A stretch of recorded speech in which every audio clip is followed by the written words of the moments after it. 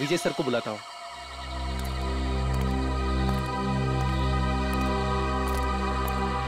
Hello. Hello sir. Hello विजय sir. हाँ बोलो दीपक। Sir इधर लफड़ा हुआ है। तुम्हें पक्का यकीन है? हाँ सर। कहाँ हो तुम? इधर पानी चिल्ली में। ठीक है, हम अभी पहुँचते हैं।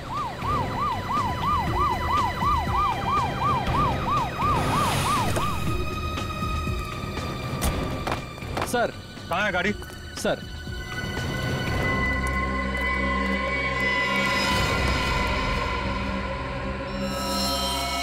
आदमी भी वही है और गाड़ी भी वही है। जाओ पकड़ो उसे। इंस्पेक्टर विजय, क्या हो रहा है यहाँ पे? आप प्लीज यहाँ से चले जाइए। नहीं, मैं नहीं जा सकता, मुझे उससे काम है।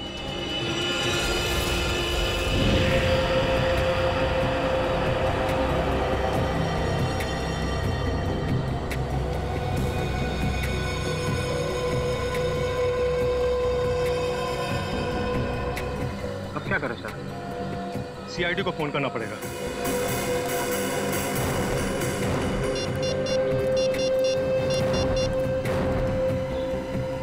हेलो।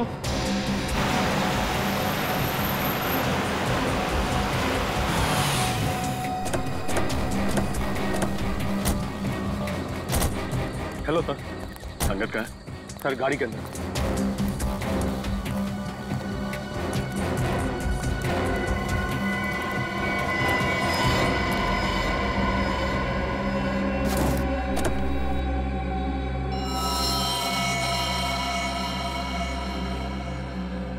एक ही बार में गले की नस काट दी है। लगता है सर मरे हुए काफी समय हो गया। देखो गाड़ी में और क्या क्या मिलता है।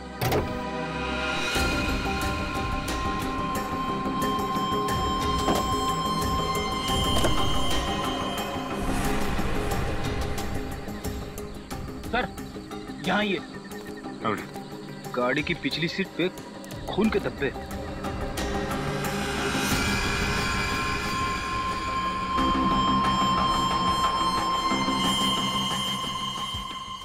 सर अंगद की लाश तो ड्राइवर सीट पर है, फिर गाड़ी के पीछे वाली सीट पर खून के धब्बे कैसे हैं? हाँ पुली, ये बात तो है। आपको कैसे पता चला कि इंद्रानी और लक्षिता के मर्डर केस में अंगद का कनेक्शन? दरअसल बात यह है सर कि 10 सितंबर की रात को मैंने इस आदमी को डॉक्टर सलूंके के साथ देखा। तभी जिंदा था। वो 10 सितंबर की रात हम जेल से फरार दो कैदी टीकू और जग्गू का पीछा करते हुए वाड़ी वो हम पर लगातार फायर कर रहे थे। वहाँ पार्क की हुई एक गाड़ी के पीछे से भागते हुए वो जंगल में छिप गए। जब मैं उस गाड़ी के पास पहुंचा तो डॉक्टर सालुंके को उस गाड़ी से निकलते देख मैं आश्चर्यचकित रह गया। इंस्पेक्टर विजय, क्या हो रहा है यहाँ पर? सर हम कुछ क्रिमिनल्स का पीछा कर रहे हैं। आपकी जान को भी खतरा हो सकता है। आप प्लीज यहाँ से चले जाइए। नहीं, मैं नहीं जा सकता, मुझे उससे काम है। सर मैंने कहा ना, आपकी जान को भी खतरा हो सकता है। प्लीज आप चले जाइए और उन्हें भी अपने साथ ले जाइए।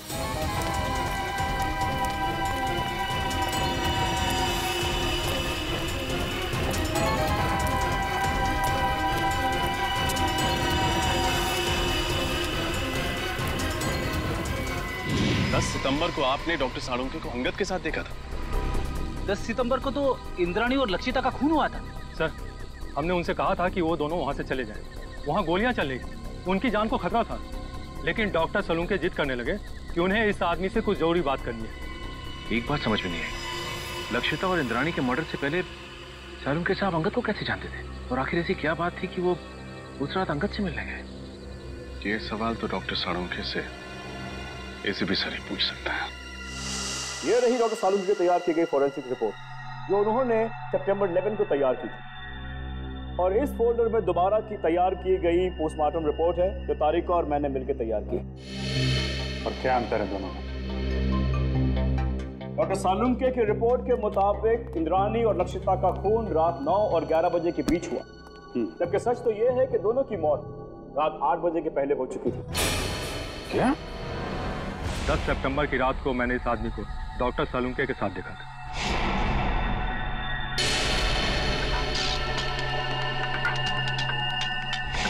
लेकिन डॉक्टर सालुंके ऐसी गलती कैसे कर सकते हैं? मुझे भी हैरानी हो रही है अभी। और तो और लाश के ऊपर जो बुलेट वुंड थे, उसकी साइज भी उन्होंने गलत लिखी थी। असली घाव तो इससे काफी छोटे थे। नहीं, सालुंखे साहब ऐसी गलती कर ही नहीं सकते।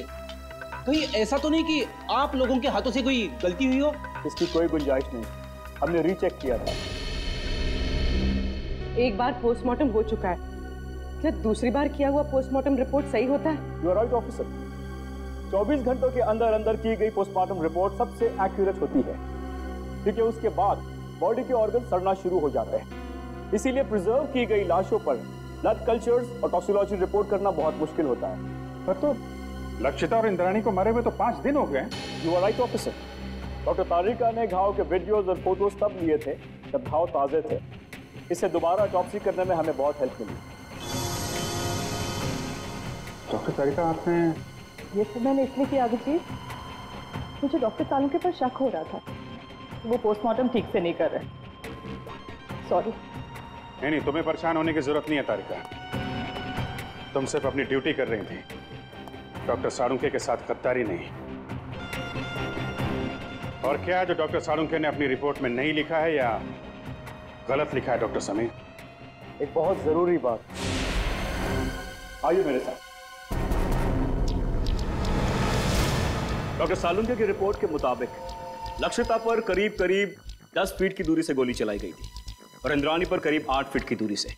हाँ सर, जहाँ से खूनियों ने गोली चलाई थी वहाँ से 8 से 10 फीट का डिफरेंस था। लेकिन घाव के टिश्यू कल्चर से हमें ये पता चला है कि खूनी ने लगभग 20 से 25 फीट की दूरी से गोली चलाई थी और खून पिस्टल से नहीं बल्कि स्नाइपर राइफल से हुआ था। स्नाइपर राइफल से? सर, कोई घर में स्नाइपर राइफल यूज क्यों करेगा? और वैसे भी विशाल, शौनक और राहुल ने कहा था कि उन्होंने पिस्टल इस्तेमाल की थी और सर्चिंग के टाइम हमें कोई राइफल मिली भी नहीं थी। और डॉक्टर तारिका, फार्म हाउस से हमें ये 9mm बुलेट्स मिले, किसी राइफल के बुलेट्स नहीं। यही बात तो हम साबित करना चाहते हैं रजत, कि खूनी ने पिस्टल से नहीं बल्कि राइफल की हाई स्पीड बुलेट से खून किया था। और जब वो गोलियां लक्षिता और इंद्राणी के शरीर से बाहर निकल गई तब खूनियों ने वो गोली कहीं छिपा दी हो। ये बात मैं आप सबको डेमोन्स्ट्रेट करके एक्सप्लेन कर सकता हूँ। ये स्कल ए है, इस पर हमने ठीक उसी साइज का छेद किया है जो लक्षिता के सर पे था, और स्कल बी और स्कल सी बिल्कुल सही सलामत है। मैं अभी आप लोगों के सामने स्कल बी पर .22 पिस्टल से 10 फीट की दूरी से फायर करूंगा और स्कल सी पर स्नाइपर राइफल से तकरीबन 20 फीट की दूरी से फायर करूंगा। जाहिर सी बात है कि दोनों बुलेट से अलग अलग किस्म के घाव होंगे, तो जो घाव लक्षिता के सर के घाव से यानी स्कल ए के घाव से मैच करेगा वो घाव मर्डर वेपन से किया गया होगा। Right, good.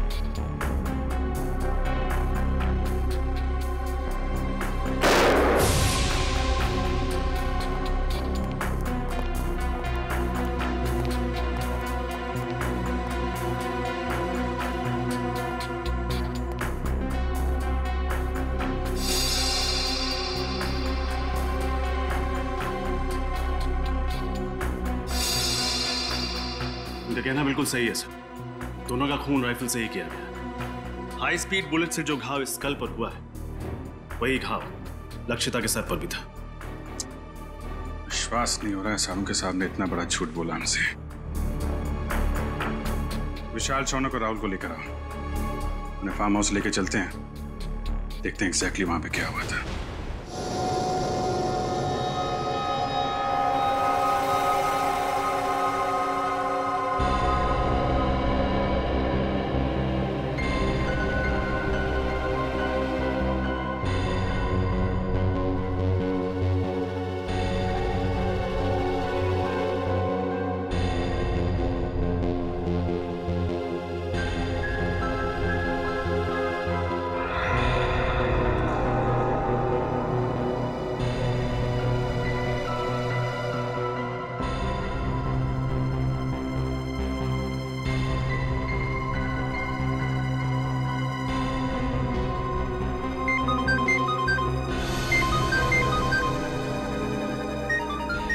नहीं कहा, ये मेरा फोन है, मुझे लेने दो।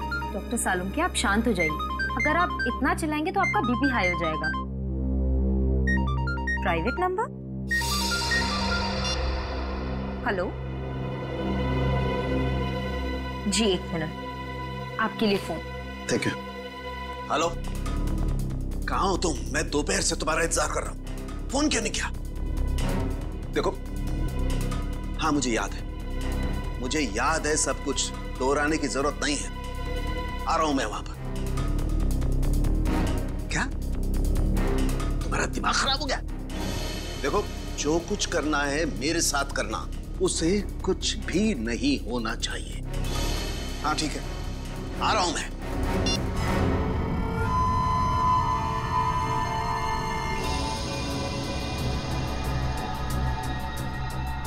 तो लक्षिता और इंद्राणी यहां सोफे पे बैठे हुए थे। अब ठीक से याद करके बताओ कि 10 सितंबर की रात को यहाँ पे क्या हुआ था? क्या किया था तुम लोगों ने? सर, उस रात करीब 9-9:15 बजे होंगे सर। हम लोग पिस्तौल लेके जैसे ही फार्म हाउस के बाहर पहुंचे, यहाँ कोई वॉचमैन नहीं था। सर, हमने तय किया था कि हम पहले दोनों को शांति से समझाएंगे, अगर वो नहीं मानेंगी तो फिर उन पर गोली चलाएंगे। तो फिर तुमने उन्हें समझाने की कोशिश की? नहीं सर, जैसे ही हम लोग यहाँ पर पहुंचे, यहाँ पे बहुत अंधेरा था, सिर्फ टीवी की आवाज़ सुनाई दे रही थी। इससे पहले कि हम लोग कुछ करते, उन लोगों ने हम पे गोलियां चलानी शुरू कर दी। और उसके बाद तुम लोगों ने भी गोलियां चलानी शुरू कर दी? हाँ सर, क्या करते, उन्होंने शौनक को एक गोली मार दी थी। बस मेरी जान जाते जाते बची है सर, ये देखिए।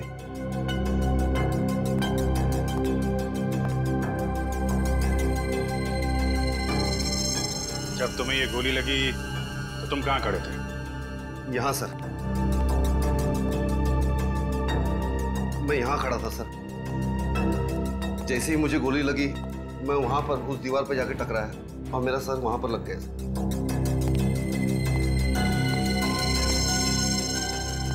यहाँ पे गोली लगी तो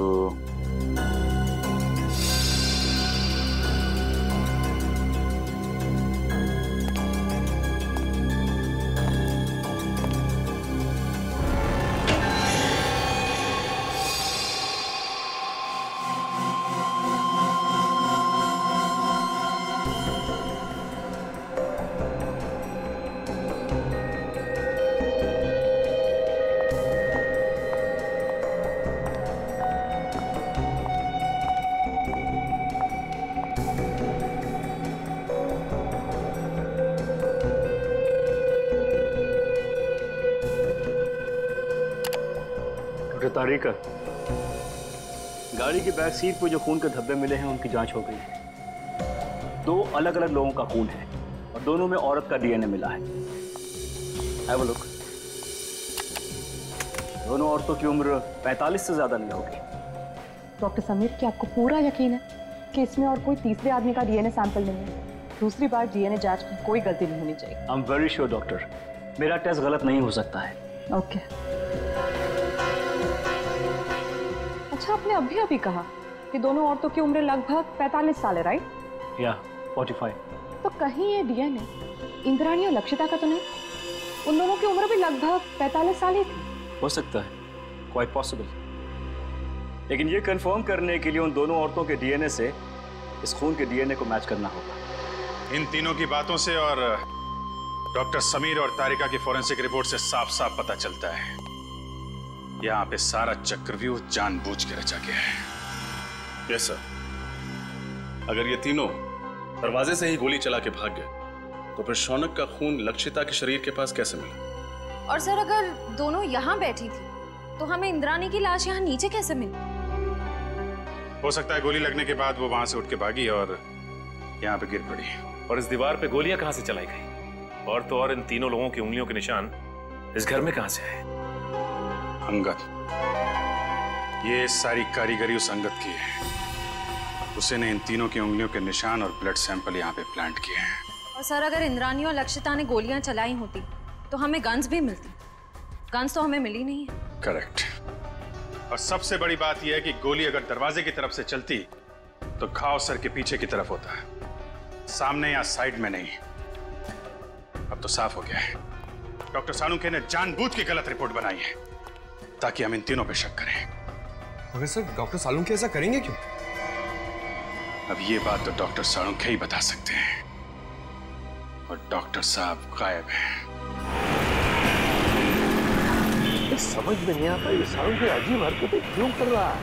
सर, अंगद के गाड़ी के बैक सीट पे जो खून मिला था उसके डीएनए टेस्ट से साबित होता है कि वो खून लक्षिता और इंद्राणी का था, और डॉक्टर सालुंखे उस दिन अंगद के साथ ही थे। सालुंखे से बहुत सारे सवाल पूछने हैं, बहुत सारे सवाल हैं। फोन लगा रहा हूँ लेकिन फोन लग नहीं रहा है उसका।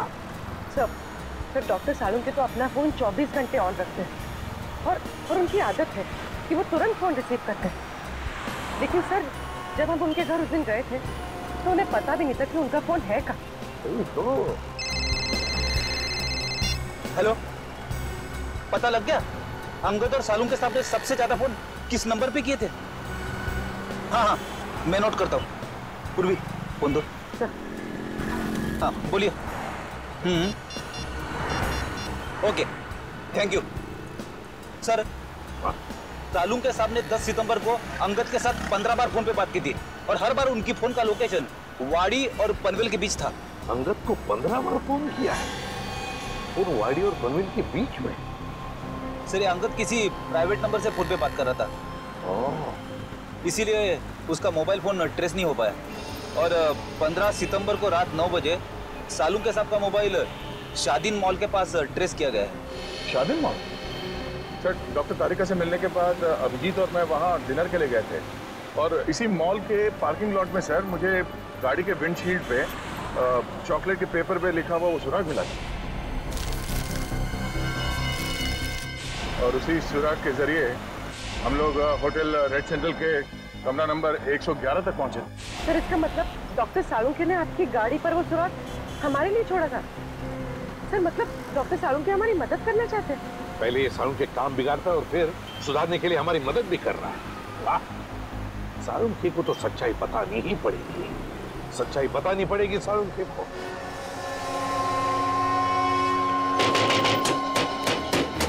सालुंखे!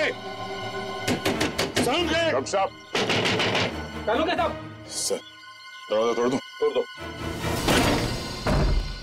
डॉक्टर साहब! सालुंखे! सालुंखे! देखो उसे, देखो।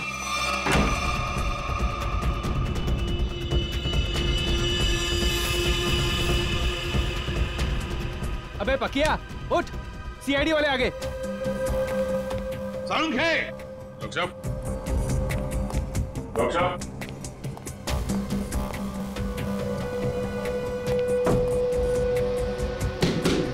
सालुंखे साहब!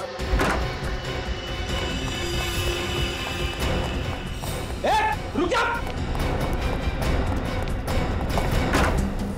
Salunkhe sir, Salunkhe sir.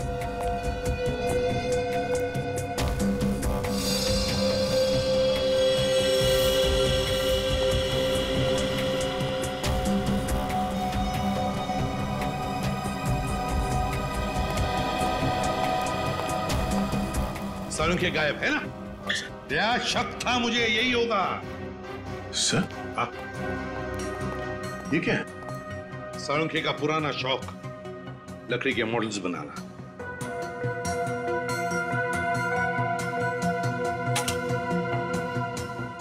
Doctor साहब का मोबाइल सर।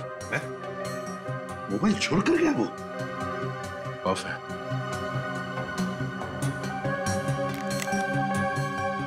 सर इसमें ना तो बैटरी है ना सिम कार्ड। बैटरी भी नहीं, सिम कार्ड भी नहीं। सर सालुंखे सर तो कहीं नहीं, मगर अंदर के कमरे में काफी सारे मॉनिटर्स का सेटअप लगा है, सीसीटीवी मॉनिटर। CCTV monitors?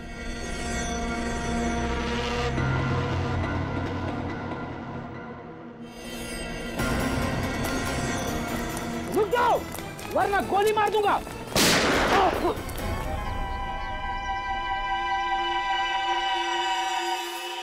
बच गया। बच गया, लेकिन अब नहीं बचोगे बच्चू।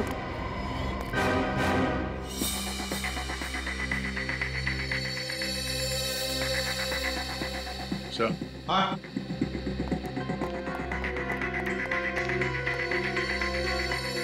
ये देखिए सर, खुफिया कैमरा। लगता है कोई डॉक्टर सालुंके के ऊपर नजर रखे हुए था। सर, और ये मोनिका भी कहीं दिखाई नहीं दे रही। सर, मुझे लगता है सालुंके सर को ये कहीं लेकर गई होगी सर। कहाँ? ये दोनों बताएंगे सर। हमें कुछ नहीं मालूम साहब। क्या जानते हो तुम? साहब कुछ नहीं जानते सर। कुछ नहीं जानते? कुछ नहीं जानते? साहब, हम तो सिर्फ घर की देखभाल करते हैं साहब।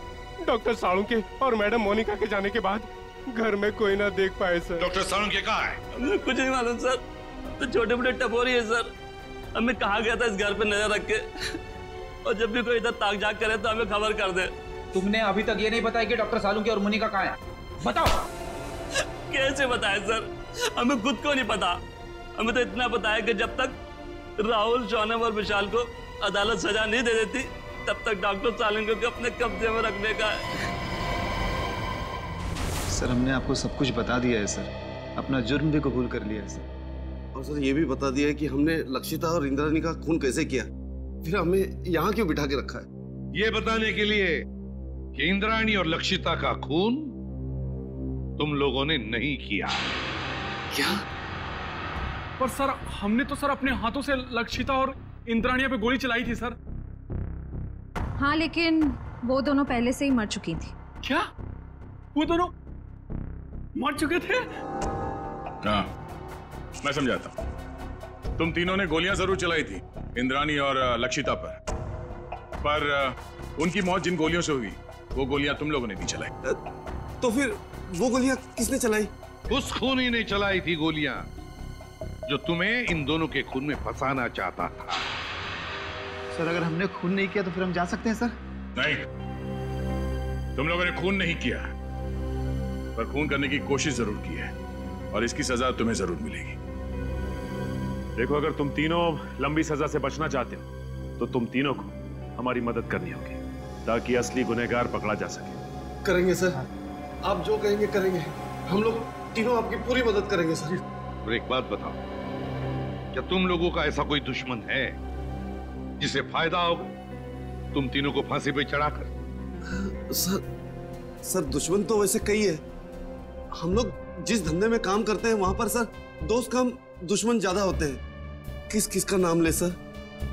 सर, इन तीनों को फंसाने के लिए खूनी को पहले से मालूम होना चाहिए था कि उस रात ये लोग लक्षिता और इंद्राणी का खून करने जाने वाले हैं।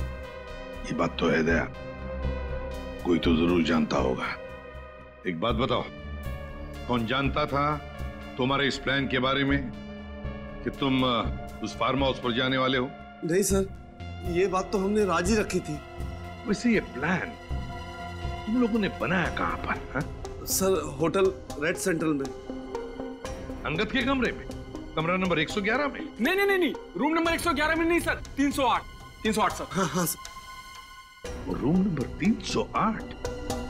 तो क्या कोई अजनबी आया था तुम्हारे कमरे में 308 में जब तुम लोग बातचीत कर रहे थे?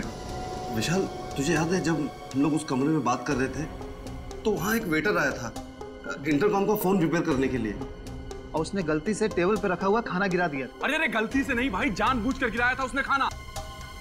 और वो उस कमरे के अंदर कपड़ा ढूंढ रहा था खाना पोंछने के लिए, ताकि वो टाइम पास कर सके और हमारी बातचीत सुन सके।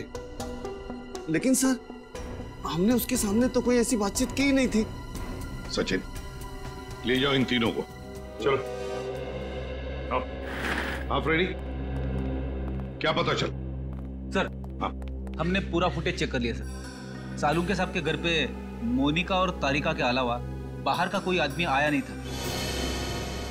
और सर, सालुंके साहब और तारिका के बीच में कुछ बातचीत हुई है। क्या बातचीत हुई है? अब साउंड नहीं है, इसके लिए समझ में नहीं आ रहा।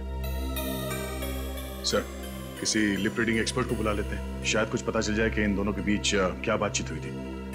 बुला लो किसी लिप रीडिंग एक्सपर्ट को, पता तो चले क्या बात हो रही थी। होटल रेड सेंट्रल, कमरा नंबर 308, वेटर।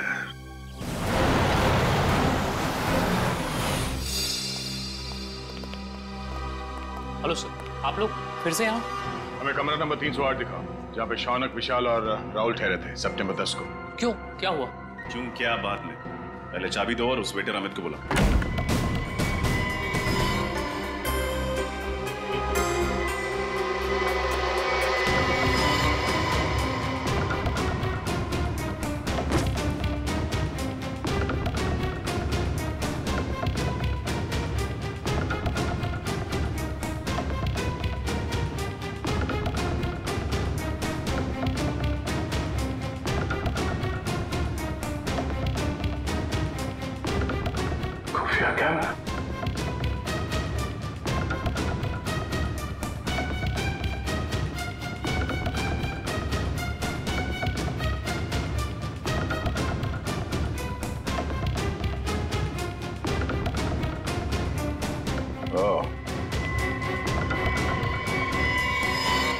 ये देखो, खुफिया कैमरा और ये बग। इन चीजों के जरिए खूनी शौनक और उसके साथियों का प्लान सुन रहा था।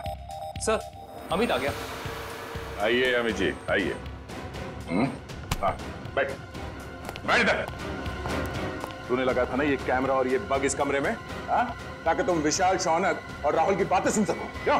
नहीं सर, मैंने कोई बग नहीं लगाया सर, मैंने कोई बग नहीं लगाया सर। देख, सच बोल, वो बग हमें मिल चुका है, समझा? बात यहीं पे बताएगा या कहीं और ले चले तुझे? हाँ सर, हाँ, मैं नहीं लगाया था बग सर, मगर मैंने ये अंकल साहब के कहने पे ही किया था साहब, और उन्होंने मुझे 50,000 के बदले में 2 काम करने को कहा था साहब। कौन से 2 काम? सर, एक काम तो किसी बहाने इसी कमरे में बग और कैमरा लगाने को कहा था साहब। और दूसरा काम? दूसरा काम लक्षिता और इंद्राणी मैडम को इस होटल के बाहर किसी इलाके में छोड़ने को कहा था साहब। कब की बात है ये 10 सितंबर शाम को 6:45 बजे के आसपास का टाइम था सर। 10 सितंबर। चल, हमें वो जगह दिखा जहाँ पे तुमने लक्षिता और इंद्राणी को छोड़ा था। चल चल।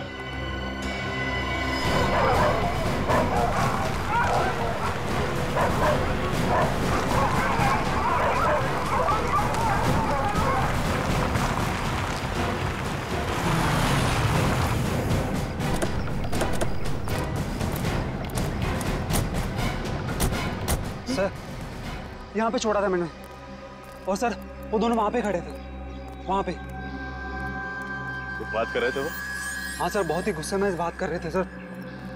कह रहे थे कि वो हमें धमकाने की कोशिश कर सकता है, अगर उसने दगाबाजी करने की कोशिश की तो हम भी उसे छोड़ेंगे नहीं। लेकिन सर बाद में होटल में चला गया, उसके बाद क्या कुछ हुआ मेरे को सर पता नहीं। सर, इंस्पेक्टर विजय ने डॉक्टर सालुंखे और अंगद की गाड़ी को आखिरी बार यहीं आगे पास में ही देखा था, और बाद में गाड़ी की बैक सीट पर उन दोनों औरतों के खून के निशान भी मिले। ऐसी जगह पे राइफल या स्पीड बुलेट का इस्तेमाल किया जा सकता है। खूनी ने राइफल का इस्तेमाल किया है, पिस्टल का नहीं। और गोली 5 फीट की दूरी से नहीं, काफी दूर से चलाई गई है। एक काम करो, आसपास देखो कोई सबूत मिलता है क्या।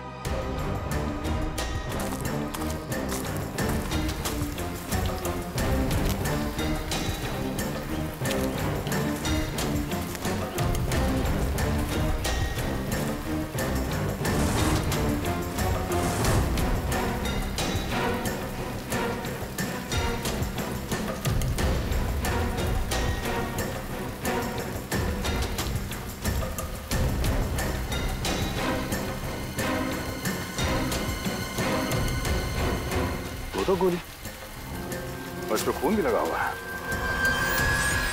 दो गोली एक ही जगह पे कैसे?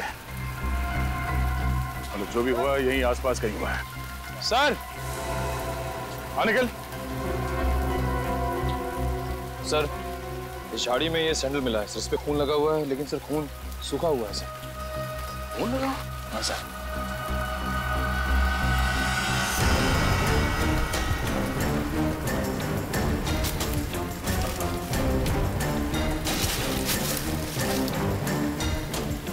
सर, ये तो लक्षिता मैडम का बैग है, मुझे अच्छी तरह से याद है। उस दिन होटल में वो यही बैग लेकर आई थी। लक्षिता मैडम का बैग? कैसे? खून लगा हुआ है। इस बैग पे जो उंगलियों के निशान हैं, जरूर उस खूनी के होंगे। और वो खूनी भी ज्यादा दूर नहीं गया होगा।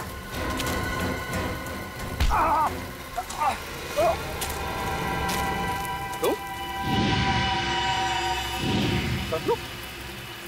लक्षिता के फार्म हाउस के रखवाले हैं? तुम यहाँ क्या कर रहे हो? साहब मुझे माफ कर दो साहब, मैंने कोई खून नहीं किया साहब, मुझे तो आपके ऊपर नजर रखने के लिए कहा गया था साहब। सच बता, तूने झूठी गवाही क्यों दी? हमें पता चल चुका है कि तूने फार्म हाउस में कोई खून होते हुए देखा ही नहीं है, क्योंकि तुम्हारी लक्षिता मैडम और इंद्राणी मैडम, उन दोनों की मौत 7:30 बजे हुई और यहाँ पे।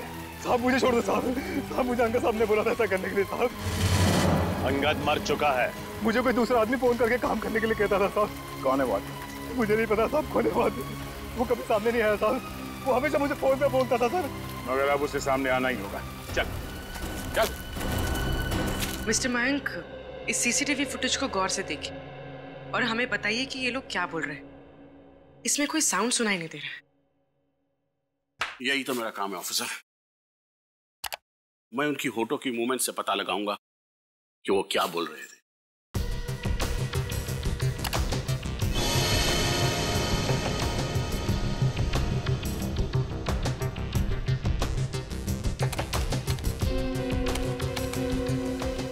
ACP sir,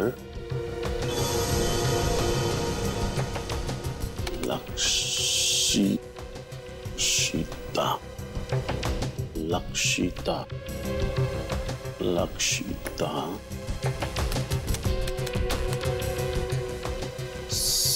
CID team.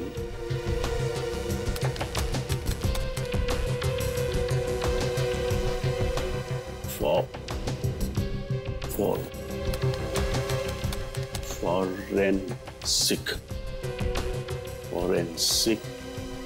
Abhijit, उस प्लॉट पर से जो पर्स मिला, उस पर जो उंगलियों के निशान है वो खूनी के ही हैं। सर, ये खूनी बहुत चालाक है।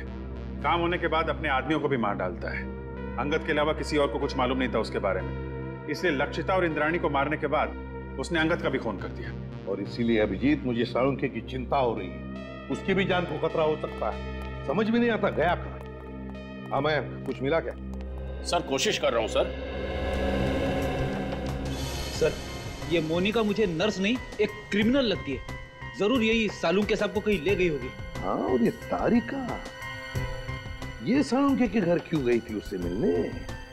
और ये बात उसने हमें बताई भी नहीं। सर ये देखिए, तो डॉक्टर तारिका डॉक्टर साळुंखे से माफी मांग रही है और कह रही है ACP सर और पूरी CID team Lakshita Indrayani murder case में की गई आपकी फॉरेंसिक जांच पर शक कर रही है। सॉरी सर, ये सब मेरी वजह से हो रहा है।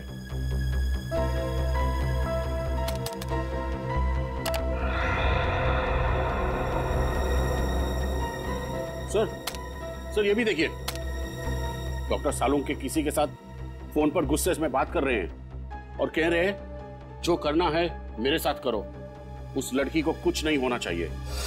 मैं आ रहा हूं। उस लड़की को जाने दो। है कौन ये लड़की अभिजीत, जिसे साळुंखे बचाने की कोशिश कर रहा और फिर खुद गायब हो गया?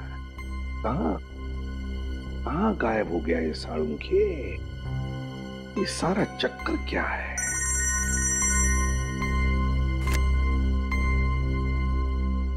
डॉक्टर समीर, ये देखिए sir,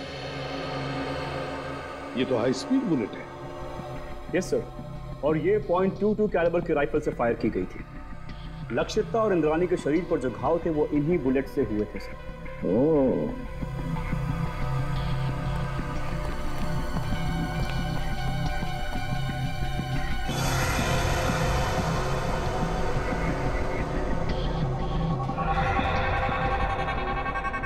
doctor Sameer. Yes sir. ये अंगूठी का निशान है ना? Yes sir. ये ऐसे धुंधले क्यों है ये निशान? ये ठीक से मिले नहीं? नो सर, ये धुंधला नहीं है, ये निशान ऐसे ही है। I explain. ये देखिए सर, खून से सनी हुई बाकी उंगलियों के निशान हैं इस बैग पर, लेकिन अंगूठे का निशान नहीं है सर।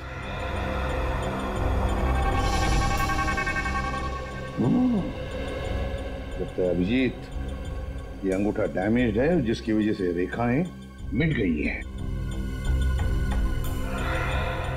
हाँ, मुझे लगता है ऐसा हाथ मैंने कहीं देखा है। बिल्कुल सही अभिजीत, मैंने भी ऐसे अंगूठे वाले आदमी को देखा है। लेकिन अभिजीत, हम ऐसे अंगूठे वाले खूनी को तब तक नहीं पकड़ सकते जब तक हमें यह पता नहीं कि उसने साळुंखे को छुपा के रखा कहाँ है, और फिर साळुंखे किस लड़की को बचाने की कोशिश कर रहा है समझ भी नहीं आ रहा है, और फिर क्यों। तो अब क्या करें सर? कुछ तो जरूर करेंगे, कुछ तो जरूर करेंगे। साळुंखे को तो ढूंढना ही है। जरा सोचो, साळुंखे ने फोरेंसिक का रिपोर्ट गलत बनाया था ताकि हम उस पर शक करें, और फिर उन्होंने दया के लिए होटल रेड सेंट्रल का सुराग छोड़ा, उसकी गाड़ी के वाइपर पे। उन्हें पता था कि हम उनके घर पे पूछताछ करने जरूर जाएंगे और हमें पता चल जाएगा कि उनके घर पे सीसीटीवी कैमरे लगाए गए। सर, डॉक्टर साळुंखे ने हर कदम पे बहुत होशियारी से हमारे लिए सुराग छोड़े हैं, तो अपने घर पे कोई ना कोई सुराग छोड़े बगैर तो जा नहीं सकते सर। लेकिन सर, हमें उनके घर पर ऐसा कुछ भी नहीं मिला था। है सुराग है। कौन सा सुराग सर? घर रेडी, घर, एक लकड़ी का छोटा सा घर। सीसीटीवी फुटेज में हमने देखा है कि साळुंखे घर से बाहर जाने से पहले एक छोटा सा घर बना रहा था। वो घर तो डॉक्टर तारिका के घर जैसा है। हाँ, तारिका कहाँ है? डॉक्टर समीर, तारिका कहाँ है? सर, अंगद की कार सीट पर जो खून के धब्बों के निशान मिले थे, उनकी जांच करने के बाद वो कहीं चली गई है। उसका फोन भी नहीं लग रहा है। फोन? मतलब डॉक्टर साळुंखे फोन पे जिस लड़की को बचाने की बात कर रहे थे वो डॉक्टर तारिका है? हाँ अभिजीत, साळुंखे तारिका के घर ही गया है। इसका मतलब है साळुंखे और तारिका की जान खतरे में है।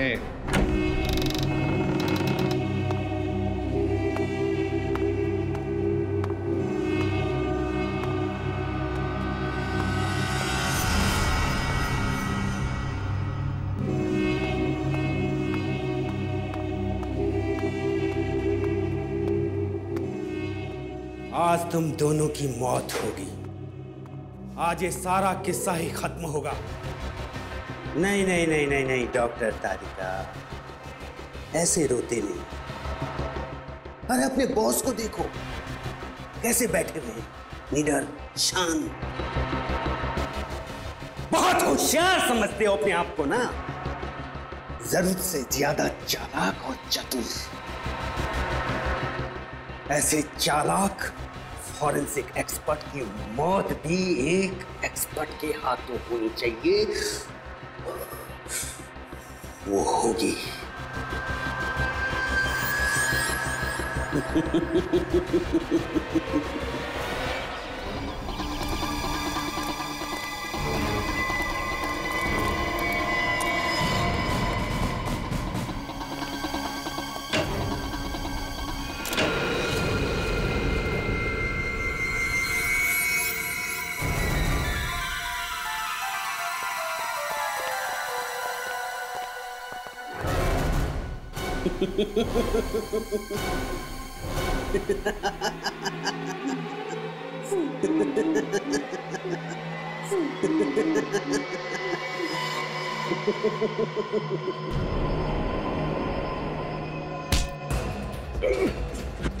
इंजेक्शन दे दो तुषार।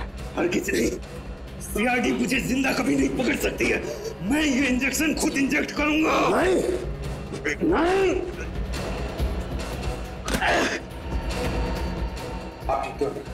तुम ठीक हो डॉक्टर तारिका? बहुत होशियारी दिखा दी तुमने तुषार।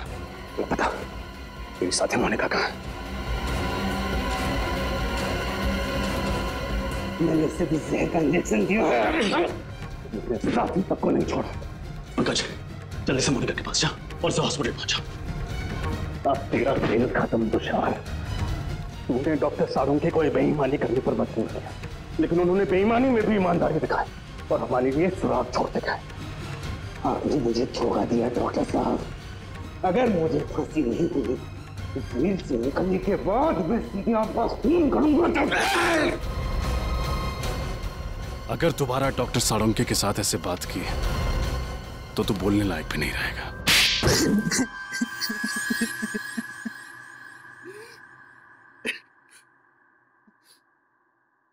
कितनी मेहनत से मैंने ये पूरा प्लान तैयार किया था, एक तीर में 5 शिकार। लक्षिता, इंद्राणी, राहुल, विशाल, शौनक, सबको एक साथ अपने रास्ते से हटाने का प्लान बनाया था मैंने। इंद्राणी और लक्षिता को तुमने क्यों मारा? क्योंकि मैं इनकी पूरी जमीन हड़पना चाहता था, इसलिए मेरे लिए इनका मरना बहुत जरूरी था। मैंने इन्हें इस तरीके से मारा कि इनके खून के इल्जाम में ये तीनों फंस जाएं और इन्हें फांसी की सजा हो जाए, क्योंकि इन तीनों ने लक्षिता और इंद्राणी को जान से मारने की धमकी दी थी। इसलिए सबको यही लगता कि खून इन तीनों ने किए। लेकिन इस सब में डॉक्टर सालुंखे को क्यों फंसाया तुमने? क्योंकि सीआईडी डॉक्टर सालुंखे पर बहुत भरोसा करती है। उनकी फॉरेंसिक रिपोर्ट के आधार पर केस की तहकीकात आगे बढ़ाती। यहाँ तक कि अदालत में फॉरेंसिक रिपोर्ट को बहुत महत्व दिया जाता है। इसलिए मैंने डॉक्टर सालुंखे को गलत फॉरेंसिक रिपोर्ट बनाने के लिए मजबूर किया। तुम्हारा दिमाग खराब है? तुमने पूरी की पूरी सीआईडी टीम के पीछे अपने स्नाइपर लगा रखे? वो भी बहुत अच्छे स्नाइपर। इनका निशाना कभी चूकता नहीं है डॉक्टर साहब। इसलिए मेरे कहे अनुसार अगर आपने इस मर्डर केस में इस फॉरेंसिक रिपोर्ट में बदलाव नहीं किया ना तो क्या? तो मैं आपकी पूरी सीआईडी टीम को एक साथ एक समय मरवा डालूंगा। मेरी मदद करेंगे ना? देखो तुम, आप मेरी मदद करेंगे। अगर आपने एक भी सीआईडी ऑफिसर को इन्फॉर्म करने की कोशिश की ना तो मैं पूरी की पूरी सीआईडी टीम को खत्म कर दूंगा। जरा सोचिए डॉक्टर साहब, 16 साल पुराने आपके दोस्त और सीआईडी टीम, इन सब की मौत के जिम्मेदार आप होंगे। आप।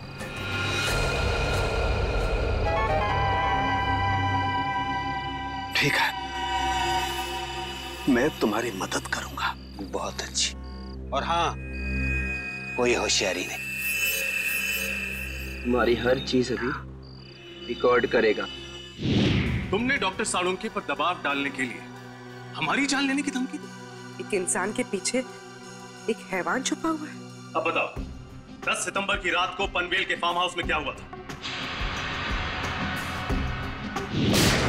मुझे पता था अंधेरे में गोलियां चलाने के बाद राहुल, शौनक और विशाल को यही लगेगा कि उन्होंने लक्षिता और इंद्राणी को मार डाला है। जब वो वहां से भाग रहे थे तब मैंने वॉचमैन संतरू का इस्तेमाल किया। मुझे एक चश्मदीद गवाह की जरूरत थी जिसके बयान पर सीआईडी भी भरोसा करती और जो बाद में अदालत में भी तीनों के खिलाफ गवाही देता।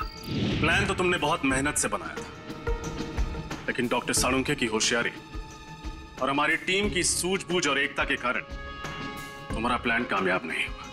अब तुम्हारे खिलाफ ऐसा केस तैयार करेंगे कि इस डबल मर्डर के लिए तुम्हें फांसी ही होगी। सालुंखे, यार हमने तुम पर शक किया, मगर तुमने अपना सब कुछ दांव पर लगा दिया हमें बचाने के लिए। सॉरी यार। अरे सॉरी? हाँ सॉरी। कम ऑन यार। अरे मेरा फर्ज था ये सब कुछ करना।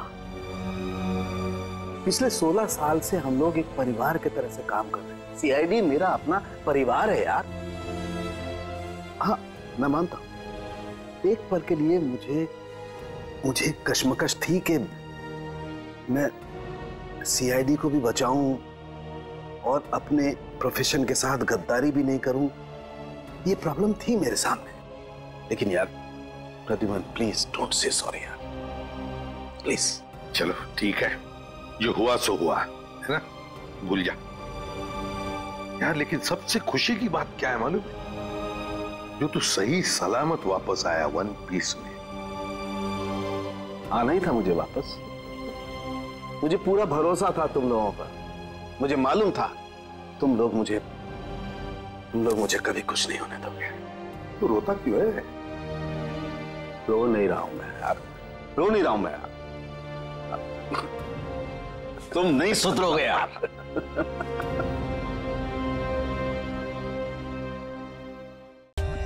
For more updates, subscribe to our channel, click the show links and enjoy watching the videos.